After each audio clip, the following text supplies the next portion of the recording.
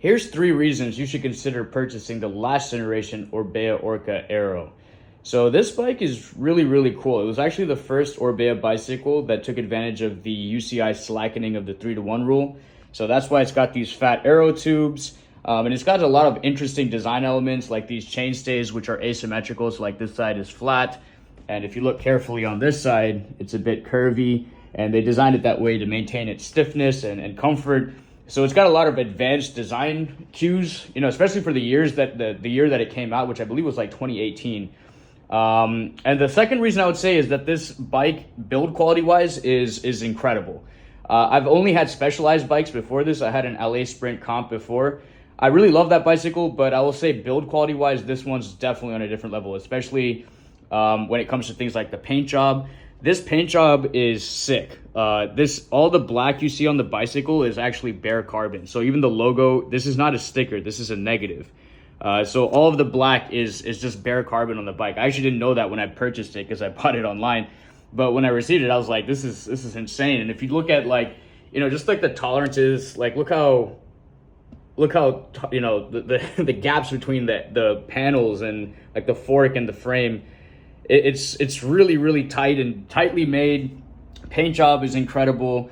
And I think with new Orbea bicycles especially, like you have a lot of customization options when it comes to paint for free. Like if you buy a new Orbea bike, you can customize pretty much everything color scheme wise on it, which is really cool. But this one was a team edition, so it came with this paint job.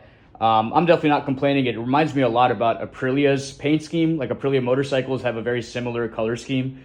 And it looks really cool. So, and the third and last, and I would say the most important reason you should consider purchasing one of these is that they are a bargain.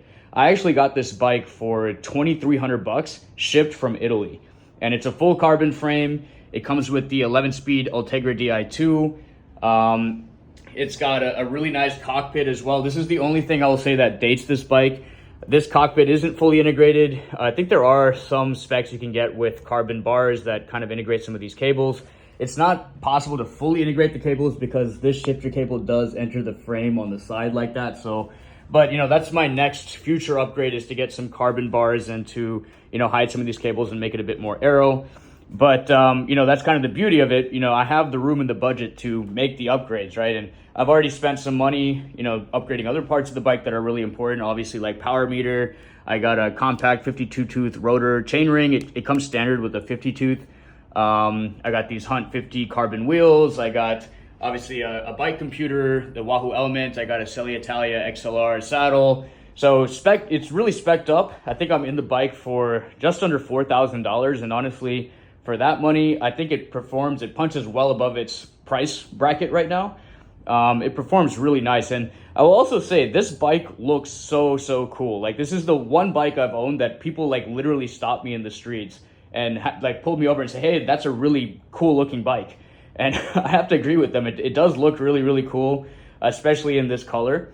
And especially compared to the new Orbea Orca as well. Like I think the new one does not look nearly as good. I think it's kind of ugly actually. So, that's another added benefit. Obviously, like the new one's probably faster, but it's probably not that much faster. And at least with this one, it still looks really cool.